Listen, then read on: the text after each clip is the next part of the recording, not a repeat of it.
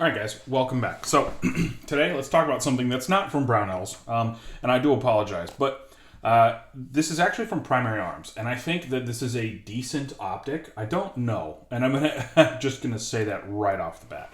I don't know. So this is the SLX-25 by Primary Arms. This has this boasts a 25 millimeter objective lens and a 50,000 hour battery life. It comes with a lens cloth. It comes with some Vibratite, and I believe this is the red one, yes.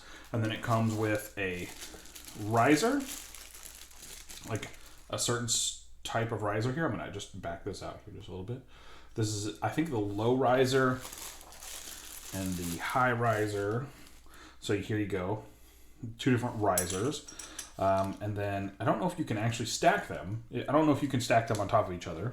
Then it comes with a screw, an Allen key, and other screws here. So we have really long screws and stuff like that we'll be able to talk to or be able to use. We have an Allen key, and then we have this big old boy right here, which I'm not gonna lie, does this actually go to these things down here? No, that's too big. So this goes right in here. It goes to these.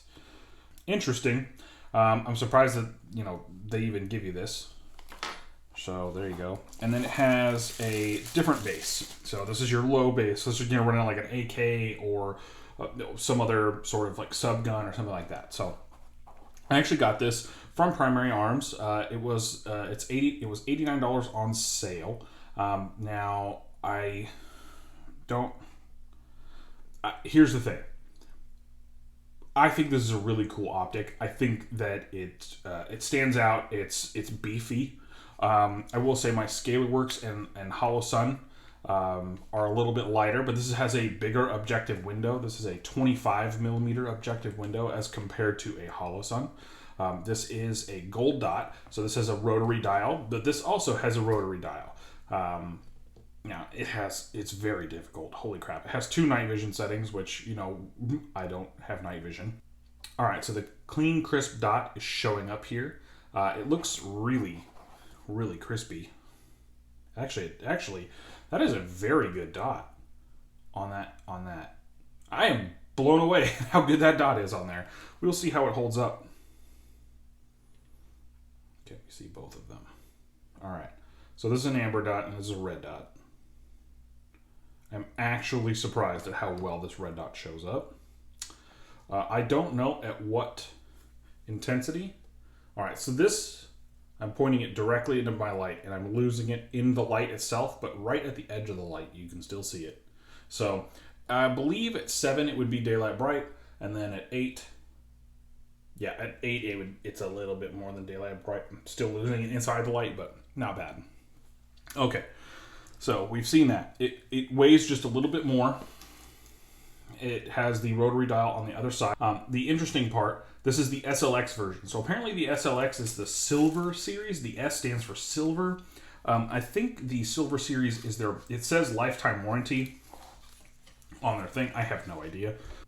You can just pause this as I go through to read what you want to read. Interesting fact about this red dot, it was $89.99 on sale, especially if you had your military discount. If you didn't have your military discount, I believe it was $99. So I picked this up for less than $80. I actually think that it's quite beefy. Now, I will say this is not a long-term review. This isn't even really a review yet. This is just a first impressions coming out of the box. We will get this on the B&T soon, and we will do all that. Zeroing, blah, blah, blah, has windage caps. Mounting options, you have different mounting options. Dot features, that's pretty cool. It's nitrogen purged. Comes with riser mounts, large 25 millimeter clear aperture, compact and lightweight design. I wouldn't necessarily call it lightweight. I'll go bust out the scale here in a second. You should be seeing the weights roll on here very soon. All right, so that's really all that comes in the box. I don't really know what else. Oh my God, my desk looks like crap. Okay, so it's compatible with the Reptilia 193 mount. No matter how you do it, it works. It's a pretty sweet little mount. I just don't like FDE, so this is going to go over here. I'm going to run it with the standard mount that it has. I don't want to mess with the mountings interface. But yeah, no, I absolutely love this optic. It has very clicky windage and elevation. So here is the windage. I'll show you guys right now.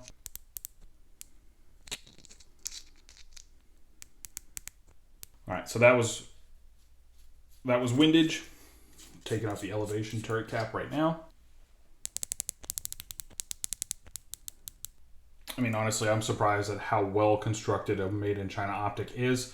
It does, the front piece right here is beveled going sideways. That is common. The emitter, I believe, on the... Yeah, so the emitter on here, you can see, is right down there. You see that little gold dot in there. The emitter on these is at the bottom. On this one, the emitter is right there on the side. If you're looking at the side right here, that's where your emitter is. So your lens will always be reflecting, like it will always be angled towards your emitter, which pretty common. Very well constructed. Now, this comes in two models. This has the 2 MOA dot like we have here. This also has a ACSS reticle. I did not do that one because that one wasn't on sale. This one was on sale. This is $89. Now, let's go over this real quick. 25 millimeter aperture. Its length is 3 inches. Its weight is 6.5 ounces, which I will have to weigh both of these optics just to see what they are. It has a 50 MOA adjustment on both windage and elevation. I believe that's to the 25 millimeter window there. And then it is daylight illumination. You can go ahead and read this. It is insane. The lack of blue tint on this optic is very good. Can you see that? Like, it's a lot less blue. I'm looking through this with my eyes. I'm looking at my Holosun currently. The Holosun currently is more blue. The primary arms is a lot less blue. So I believe they've got some sort of different coating on there. But this looks like a decent thing. I'm going to actually run the stock mount with the riser. I think that's just going to be how I run this. I think that this mount will be pretty awesome. I'm going to run this on the B&T GHM9 and then whatever else I want to run it on. But I like the optic. I think for 89 bucks, you can't go wrong. Pretty sweet. I would like to try out the ACSS, but it's 200 and something bucks, and I don't want to spend that much money. This was pretty decent for a sub $100 optic. I want to see how it's going to perform and not be garbage, because I believe that if you're going to put something on your guns, it should work well, and I want to test this out. I like testing things out on my YouTube channel, and I'm actually very surprised at how not crappy this optic feels. So I'm just going to run this with a stock mount for now. Later we will pick up another Reptilia mount or something like that, but I think I'm going to run this with the stock mount. I'll run it on the B&T GHM9 for a while, and we'll just see how it holds up. We'll see what it can take and the abuse and all the other fun stuff, because I want to know. Also, apparently you can get some kill flashes for this. This comes with some sort of, you can put a kill flash in there, and you can do all sorts of stuff. But it has a really big objective window that is, it is kind of crowded a little bit inside of there, but it doesn't look like it looks here. So like right here, it looks like it's very it's very small, but when you're looking at it right in front of, like not in front of my face, but a foot and a half out from my face, it looks perfectly fine. I think this would be a good budget optic if that's what you're going to run, and this is exactly what I'm going to run. I will run this for a little while, and we'll see exactly how it holds up and what it does. But honestly, guys, my first impressions of this optic is I would probably buy another. We'll see how that holds up. And see if this actually holds up, but it comes with a lifetime warranty from Primary Arms. They say they'll lifetime warranty it, so I think that that's something that we can do. This is their SLX. I think this is a pretty ingenious little made-in-China optic. It's not too terrible. 2 MOA dot, half MOA value turret clicks. I mean, that's pretty decent. There's not a whole lot of companies that can deliver, I feel, anywhere close to this amount of quality. I don't know. Hold on, we'll be right back. I gotta clean up my desk. All right, guys, so we know that the Primary Arms optic does fit on the Reptilia / Aimpoint T2 mounts. Any Aimpoint T2 mount, I believe, will fit on this guy. There may be some exceptions out there. There always is, and there always will be. This actually looks like a halfway decent optic. It has a pretty substantial recoil lug. It has some pretty decent, what feels like screws. I mean, there's not a whole lot of binding there, anything like that. The mount feels really solid. I mean, solid when I say this. This is a very, very good. It's heavy, but I feel like it's not just heavy for the sake of being heavy. Like, I don't know if they lined it with lead to make it feel this heavy, or if it feels this heavy because in China, in order to make something, this bomb proof, it needs to be that way. But I don't know if this is bomb proof. I really don't. These are my first impressions. This is not a final review. This does need to be evaluated and tested, dropped a few times to making sure that, things actually work and they stay the way they are supposed to. As we can tell, the Holosun is, I want to say it's not as heavy as this guy. I am running this on a 193 ScalarWorks mount that I absolutely love to run stuff with. This actually is the optic that I run on one of my 13.9s, and it's been a very good optic. It works really well. The ocular piece on here, along with the objective, they're really, really good at making a big optic, and I like that.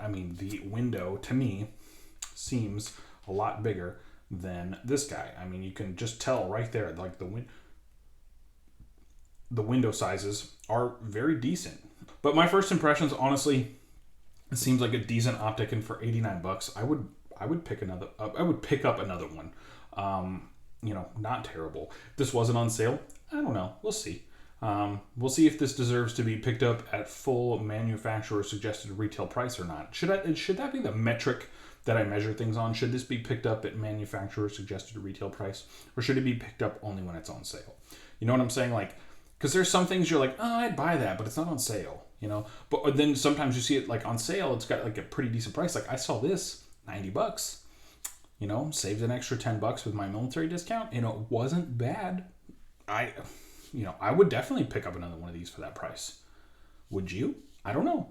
We'll see. I don't know how long it's going to last on setting 7. I'm going to try to leave it in 7, and we'll see how it feels out there in the range when we get out there in bright sunlight. Hopefully this weekend I will be able to get out there and run this on the B&T. I think this will actually feel pretty good on that Swiss-made watch right there. So thank you guys so much for tuning in. This is all the information I have for you right now. I hope you guys have a good one.